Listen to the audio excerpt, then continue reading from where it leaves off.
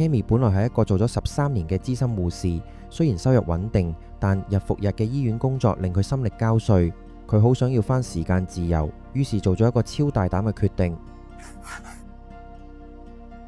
賣咗自己層樓，拎出15萬美金股權，再加埋5萬美金積蓄，買咗一間開咗20年嘅舊洗衣鋪。創業頭幾年佢簡直係揾命搏，一邊返護士全職，一邊打理鋪頭，仲要自學拍片，放上社交平台吸客。當時好多人唔理解點解要放棄專業去洗衫，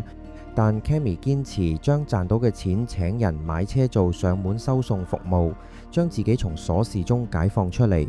到今日，佢嘅洗衣生意每年營收近50萬美金。最重要嘅係，佢終於可以大時大節陪屋企人，唔使再睇老細面色請假。Cammy 分享咗一個金句：賺錢係為咗追求你喺工作以外嘅熱情，而唔係將工作變成你唯一嘅熱情。好多人以為創業係為咗揾大錢，但其實創業係為咗攞返人生嘅主導權。你又會唔會為咗時間自由而放棄一啲睇落好安穩嘅嘢？